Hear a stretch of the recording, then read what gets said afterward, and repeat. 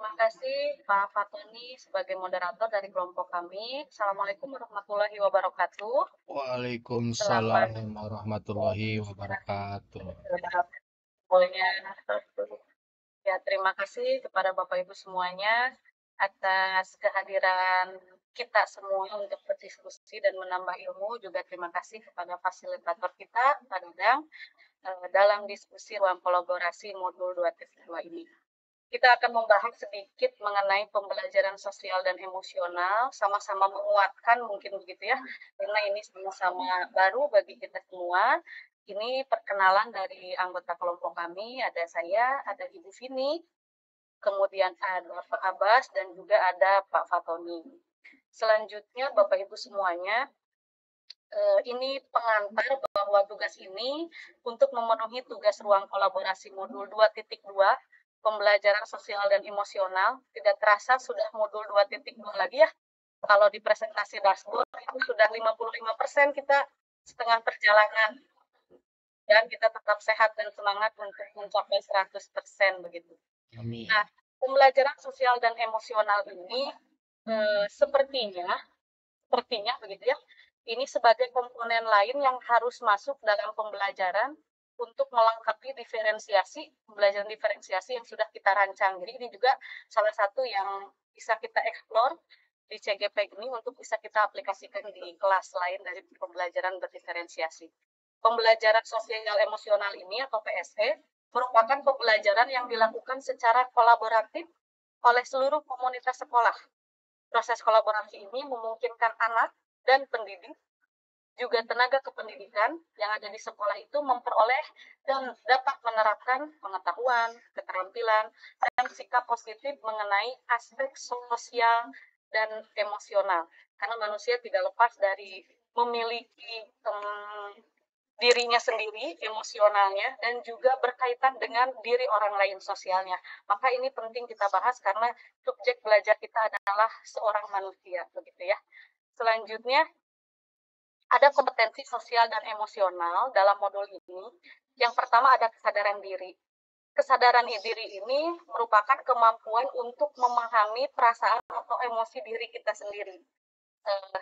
Dalam artikel lain saya baca bahwa syarat untuk sadar diri itu katanya kita harus menghadirkan dulu jiwa dan raga kita, ruh kita dalam suatu kondisi gitu. Jadi nggak akan sadar kalau kita tidak menghadirkan ruh kita, jiwa kita, apalagi raga kita dalam suatu kondisi.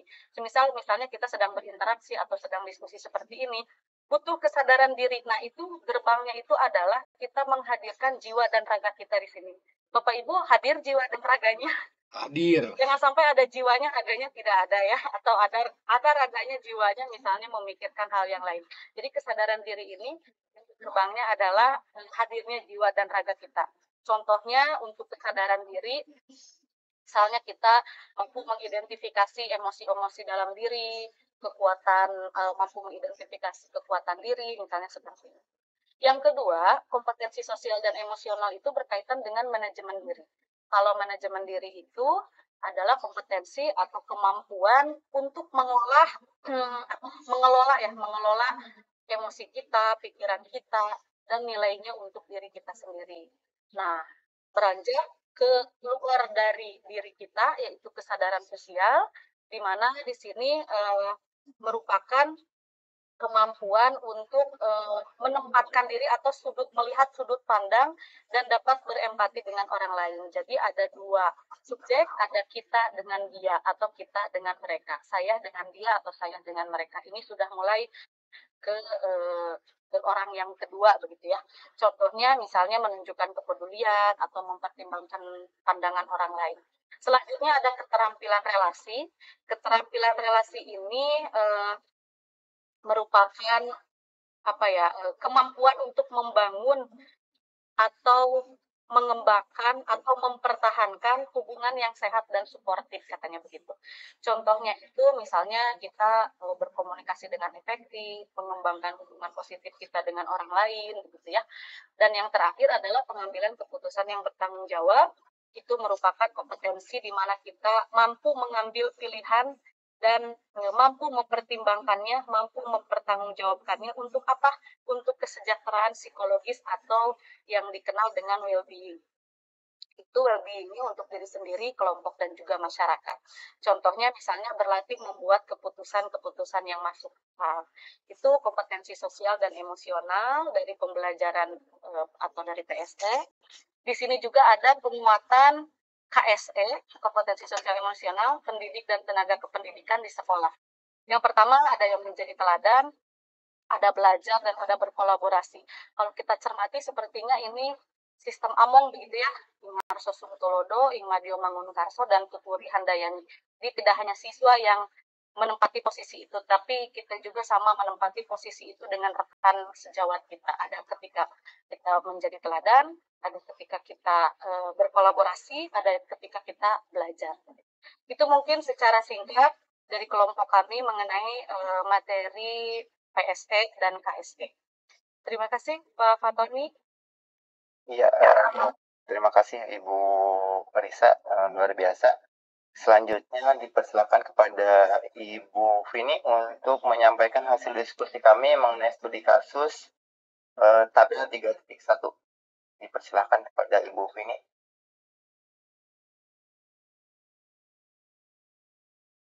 Terima kasih Bapak dan Ibu yang telah memberi kesempatan. Sebelumnya, Pak Dadang, mohon maaf saya terlambat, dan Bapak dan Ibu yang telah menunggu. Langsung saja, saya akan membacakan hasil diskusi kelompok kami. Ide implementasi pembelajaran sosial dan emosional untuk murid yang kami sepakati. KSP yang pertama mengenai kesadaran diri. Bentuk implementasinya yaitu menciptakan iklim kelas dan budaya sekolah, yaitu pimpinan kelas. Deskripsi kegiatan pembelajarannya, guru bertanya, bagaimana kabarmu hari ini? Yang kedua, kelas yang nyaman dan aman menurutmu yang seperti apa? Dan yang ketiga, ingin belajar yang seperti apa? Deskripsi tambahannya yang terlibat dengan kegiatan ini adalah tentunya murid sendiri dan juga guru. Tempatnya di dalam kelas, waktu dan durasinya di awal tahun ajaran atau semester. Durasinya sekitar 60 menit. Perlengkapan yang dibutuhkan seperti papan tulis, laptop, dan proyektor. KSE kedua yaitu manajemen diri. Bentuk implementasinya dari pengajaran eksklusif yaitu nantinya tentang pembelajarannya berarti bernapas dengan sadar. Itu guru meminta murid untuk menghentikan sejenak semua aktivitas, lalu meminta mereka untuk menarik nafas dalam-dalam dari hidung, kemudian melepaskannya secara perlahan dari mulut. Diulang sebanyak 3-5 kali sampai murid benar-benar merasa rileks atau mencapai kesadaran penuh. Yang terlibat dalam kegiatan ini yaitu guru dan juga murid.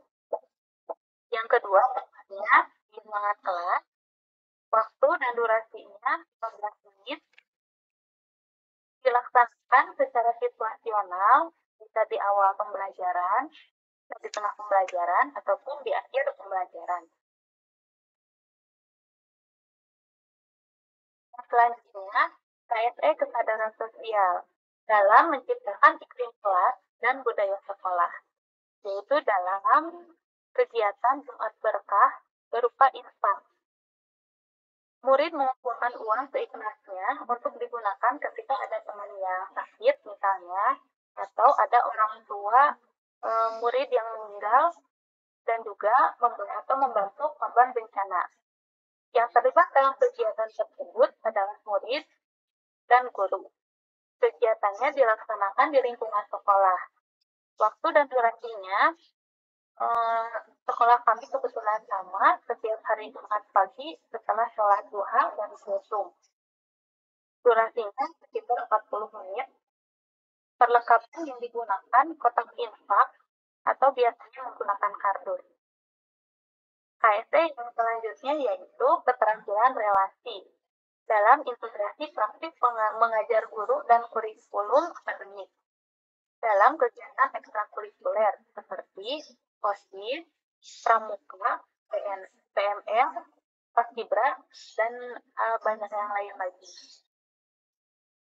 Kegiatannya silahkan kalian mengikuti. Guru mengucapkan silahkan kalian mengikuti kegiatan ekstrakurikuler untuk menambah relasi atau teman kalian dari kelas dan tingkat yang berbeda.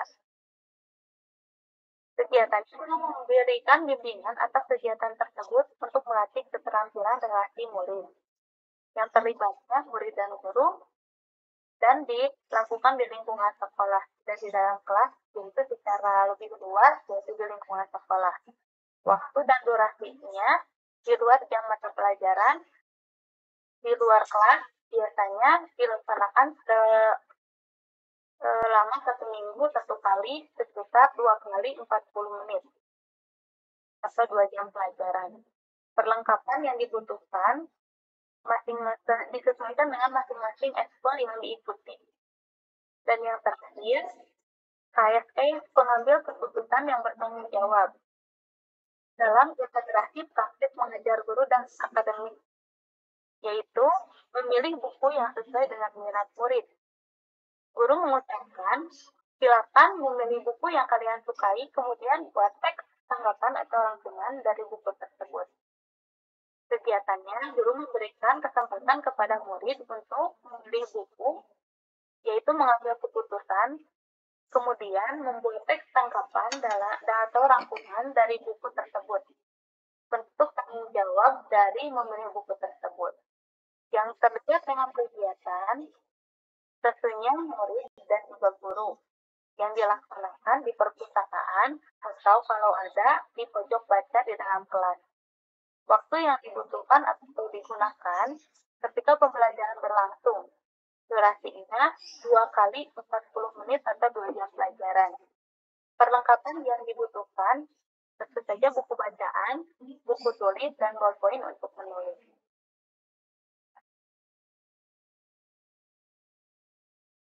Ya, terima kasih Ibu Vini yang sudah menyampaikan hasil diskusi kelompok 1 mengenai kasus yang atau mengenai tabel 3.3.1. Berikutnya dipersilakan kepada Pak Abbas untuk menyampaikan hasil diskusi kelompok 1 mengenai tabel 3.2. Dipersilakan.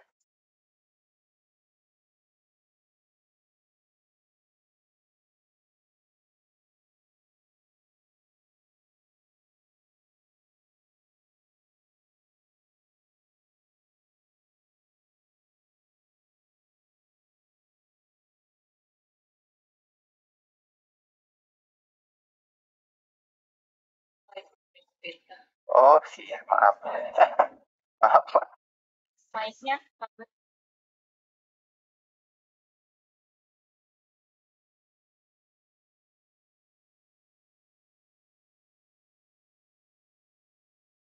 Tak can diurungkeun Pak Abbas mikna. Pak Abbas. mic-nya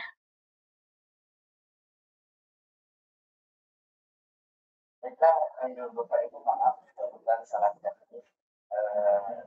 Saya seperti mengatakan sampai dan kan penguatan PSM mereka dan SMK sekolah yang diambil adalah MP dan penguatannya ada 2 ambil bentuk penguatan berkolaborasi yang ada. Adapun bentuk penguatan berkolaborasi KSD yang akan dikembangkan adalah dari beberapa